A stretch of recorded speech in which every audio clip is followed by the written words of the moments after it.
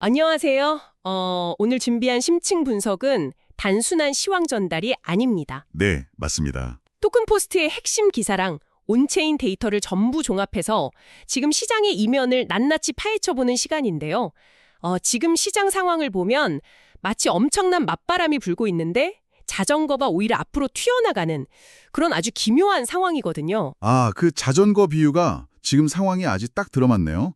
방금 전 발표된 미국 연방준비제도 의사록을 보면 인플레이션이 2% 목표를 계속 초과할 경우에 추가 금리 인상까지 검토해야 한다. 이런 아주 강력한 매파적 경고가 나왔잖아요. 그렇죠. 교과서대로라면 사실 위험자산 시장은 꽁꽁 얼어붙어야 정상입니다. 네, 맞아요. 근데 현재 비트코인은 77,592달러로 1.10% 올랐고요.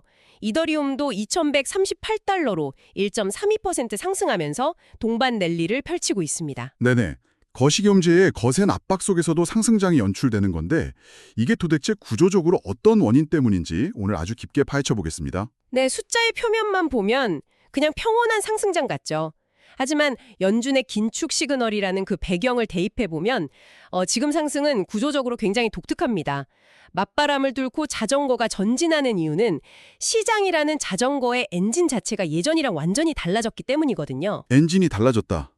그건 어떤 데이터를 보면 알 수 있나요? 먼저 파생상품 거래량이랑 현물 매수세의 관계를 보셔야 하는데요. 지난 24시간 동안 파생상품 거래량이 6,528억 달러로 전일 대비 4.54% 감소했습니다. 보통 시장이 막 과열될 때는 사람들이 빚을 내서 투자하니까 파생상품 거래량이 폭발적으로 늘어나잖아요. 그렇죠. 레버리지를 엄청 쓰니까요. 근데 오히려 파생상품 거래량이 줄어드는데 가격이 오른다는 건 단기적인 투기 세력이 아니라 진짜 지갑에 자산을 쟁여두려는 현물 매수세가 들어왔다. 이렇게 해석이 되네요. 네, 정확한 통찰입니다. 레버리지가 줄어든 상태에서 가격이 상승한다는 건 실제 자산을 사서 장기 보유하려는 현물 주도의 강세장이 펼쳐지고 있다는 강력한 증거거든요. 거품이 거치고 하방 지지력이 훨씬 단단해진 건강한 구조라는 거죠. 아하, 그렇군요. 그리고 여기에 자금 이동 경로를 추적해보면 아주 재미있는 데이터가 나옵니다. 현재 비트코인의 시장 점유율, 그 도미넌스가 60.11%로 소폭 하락했어요. 반면에 이더리움 점유율은 9.98%로 증가했거든요. 비트코인 비중은 줄었는데 전체 시장 규모는 튼튼하게 유지되고 있다. 이건 결국 자금이 밖으로 빠져나간 게 아니라는 뜻이네요. 맞습니다. 비트코인에 몰려있던 자산이 시장 내부에서 이더리움이나 대형 알트코인 쪽으로 흘러가면서 온기를 퍼뜨리는 거죠. 전형적인 순환매가 작동하고 있는 겁니다. 아, 생태계 전반이 톱니바퀴처럼 물리면서 지지선을 만들고 있군요. 네, 특정 자산 하나만 억지로 오르는 게 아니니까 연준의 매파적 발언이라는 그 거대한 타격에도 흔들림 없이 가격을 방어할 수 있었던 겁니다. 그렇다면 여기서 가장 본질적인 질문을 하나 던져보겠습니다. 왜 지름 기관이랑 현물 투자자들은 금리 인상 공포마저 무시하고 시장에 베팅하고 있는 걸까요? 그 실질적인 동력을 한 세 가지 정도로 짚어볼 수 있는데요.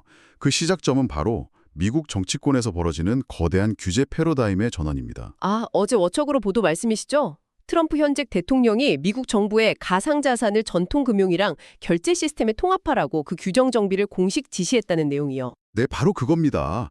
이게 갖는 중장기적 파급력이 시장 판도를 완전히 뒤엎을 만큼 거대하거든요. 지금까지 가상자산을 단순히 가격이 오르내리는 투기 대상으로 취급했다면 이제는 달러 중심의 글로벌 결제망 안에서 실제로 작동하는 합법적인 금융 인프라로 편입시키겠다. 이런 의미니까요. 아, 투기 대상에서 금융 인프라로. 네, 세계 최대 선물 거래소인 CME가 미국 내 디지털 자산 규제 정비 법안인 클래리티법을 언급하면서 기대감을 보인 것도 정확히 같은 맥락입니다. 클래리티법. 그러니까 규제가 명확해지면 암호화폐가 금융시장의 핵심 자산으로 자리 잡게 된다는 논리군요. 비유하자면 예전에는 금고 안에 모셔두기만 하던 금괴였는데 이제는 은행 신용카드망처럼 실생활이나 기업 경영에 직접 쓰는 운영체제로 격상된다는 뜻이네요. 네, 아주 적절한 비유네요. 전통 기관 투자자들에게 제일 큰 장벽은 자산의 가치 그 자체보다도 규제의 불확실성이었거든요. 정부가 이걸 합법 인프라로 인정하겠다는 시그널을 딱 주니까 거대 자본이 들어올 고속도로가 뚫리고 있는 셈이죠. 잠깐만요.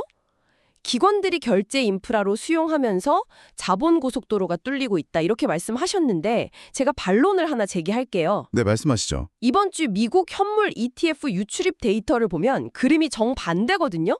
비트코인 ETF에서는 4,374 BTC, 그리고 이더리움 ETF에서는 무려 35,904 ETH가 순유출됐어요. 아, 네, 수치가 꽤 컸죠. 반면에 솔라나 ETF로는 27,115 SOL이 순유입됐단 말이죠. 시장을 지켜보는 투자자 입장에서는 대장주에서 수만 개가 빠져나가면 이거 기관들이 고점에서 물량 넘기고 도망가는 거 아니냐 이렇게 불안해할 수밖에 없잖아요. 이걸 어떻게 긍정적으로 해석할 수 있나요? 굉장히 예리한 지적인데요. 표면적인 데이터만 딱 보면 전형적인 패닉셀리나 대장주 이탈로 보일 수 있습니다. 하지만 자금이 어디서 빠져나와서 어디로 들어갔는지 그 목적지를 끝까지 추적해보면 이야기가 달라져요. 목적지요? 네, 이건 자금 이탈이 아니라 아주 치밀하게 개선된 투자처 다변화 전략입니다. 비트코인 팔고 솔라나 사는 게 단순한 포트폴리오 조정이 아니라는 말씀이네요. 그렇습니다. 기관들의 시선이 이제 가치 저장 수단이라는 상징성을 넘어서 기업들이 당장 오늘부터 쓸 수 있는 실제 활용도 높은 생태계로 이동하는 거거든요. 그 결정적 증거가 바로 코인베이스랑 플립캐시가 솔라나 기반으로 자체 맞춤형 스테이블 코인, 즉 USDF를 출시했다는 소식입니다. 아, USDF요? 그 메커니즘은 좀 뜯어볼 필요가 있겠네요. 기업이 자체 브랜드로 달러 연동 스테이블 코인을 발행한다. 기존에 쓰던 은행 스위프트망이랑 비교하면 기술적으로 얼마나 차이가 나는 겁니까? 기존 스위프트망으로 미국 기업이 한국에 돈을 보내려면 중개은행을 여러 번 거쳐야 하고 수수료도 비싸고 며칠씩 걸리잖아요. 그렇죠. 엄청 번거롭죠. 근데 솔라나 블록체인 위에 자체 스테이블 코인을 쓰면 그 중간 과정이 전부 사라집니다. 중개인 없이 수초 만에 그것도 1센트도 안 되는 수수료로 결제가 끝나버리거든요. 게다가 이번에 코인베이스가 규제 준수 절차도 자동화해주고 발행 과정도 간소화해줘서 기업들은 코딩을 몰라도 자기들만의 글로벌 결제망을 가질 수 있게 된 거죠. 와, 그렇다면 대장주를 팔고 솔라나로 몰려가는 이유가 확실히 납득이 되네요. 단순 시세 차익 트레이딩이 아니라 B2B 결제망이라는 실물 경제 인프라 자체에 장기 투자를 하는 거군요. 맞습니다. 블록체인이 가치 저장고에서 글로벌 기업들의 운영체제로 진화하고 있다는 완벽한 지표죠. 그리고 이런 인프라 성장을 증명하는 또 다른 핵심 사례가 디파이 파생상품 프로토콜들의 약진입니다. 탈중앙화 파생 상품이요? 최근에 그 하이퍼리퀴드 HYP 토큰 추종하는 미국 현물 ETF 2개가 출시됐다는 뉴스 봤습니다. 첫 주에만 2,230만 달러가 몰렸다면서요? 네, 대단하죠. 오늘 하루에만 HYP 토큰 가격이 8.13% 급등했습니다. 온체인 데이터를 보면 더 충격적인 게 전체 블록체인 거래 수수료의 42% 이상을 이 하이퍼리퀴드 생태계가 차지하고 있어요. 42%요? 단일 프로젝트가 그 정도 점유율을 차지한다는 건 기존 금융권에서는 상상하기도 힘든 독점력 아닙니까? 엄청난 수치죠. 중앙화된 거래소의 빠른 속도를 탈중앙화 환경에서 구현해낸 기술력 덕분인데요. 사실 기술력보다 더 주목할 건 이들이 만드는 명확한 수익 모델입니다. 수익 모델이라면 수수료 수익을 말씀하시는 건가요? 네, 과거 디파이 프로젝트들은 뚜렷한 수입 없이 신규 투자자 돈으로 생태계를 유지하는 경우가 많았잖아요. 근데 하이퍼리퀴드는 막대한 수수료 수익을 창출하고 있고 그 수익 대부분을 지원기금을 통해 자체 토큰을 매입하는 바이백에 쓰고 있습니다. 잠깐만요. 벌어들인 돈으로 자사 토큰 가격 하단을 방어한다.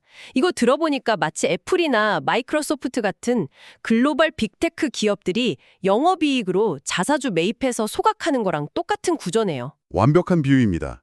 과거 디파이 붐 때 유행했던 거버넌스 토큰들은 방향성 투표권 정도만 줘서 장기 보유 유인이 떨어졌거든요. 근데 이런 식으로 주식시장의 배당이나 자사주 매입 메커니즘을 블록체인에 구현한 거죠. 이제 A 투자를 유치한 것도 결국 같은 맥락이겠군요. 그렇습니다. 스마트머니, 즉 기관 자본은 이제 단순한 기술 그 자체에 투자하는 단계를 넘어섰어요.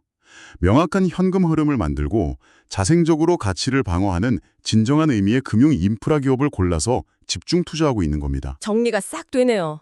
전통 금융망과의 통합지지, 기업 간 스테이블 코인 결제망 탄생, 그리고 수익으로 가치를 방어하는 디파이의 성상까지.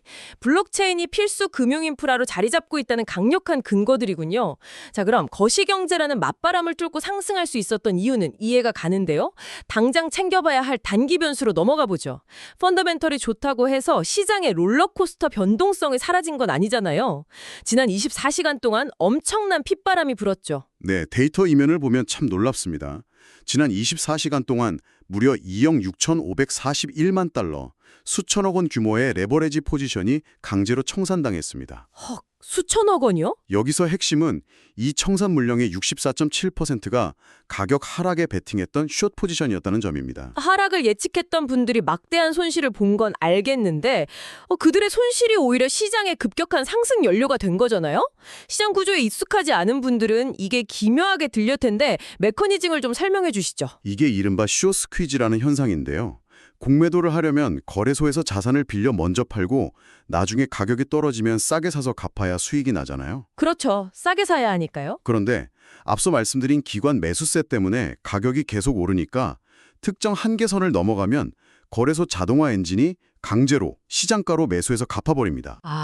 하락 기대하던 투자자들이 자기 의도랑 정반대로 엄청난 규모의 강제 매수 주문을 시장에 쏟아내게 되는 거군요. 맞습니다. 이번엔 특히 거래소별로 분리해서 보면 심각성이 더 명확한데요. 바이낸스나 바이비트 같은 대형 거래소에서 숏 청산이 집중됐고 앞서 말한 하이퍼리퀴드에서는 숏 포지션 청산 비율이 무려 98.17%를 기록했습니다. 98.17%요? 와, 사실상 가격 하락에 베팅했던 거의 모든 투자자들이 거래소 알고리즘에 의해 매수 버튼을 강제로 눌림당한 셈이네요. 연준의 메타적 신호만 보고 기계적으로 숏을 잡았다가 완전히 덫에 걸린 거군요. 네, 시장의 진짜 메커니즘인 기관 매수세는 무시하고 거시지표 하나만 보고 레버리지 베팅을 하는 게 얼마나 위험한지 뼈저리게 보여주는 데이터죠. 숏 스퀴즈라는 강제 내관이 터지면서 거시적 악재를 덮고도 남을 상승 동력이 만들어졌다. 아주 명쾌합니다. 그렇다면 앞으로 시장 흐름을 결정지을 주요 이벤트는 어떤 것들이 남았습니까? 향후 핵심 축은 두 가지입니다. 첫 번째는 거시정책 리더십 교체에 따른 불확실성인데요. 당장 이번 주 금요일 백악관 취임 선서 직후부터 케빈 워시가 연준의 새로운 수장으로 등극합니다.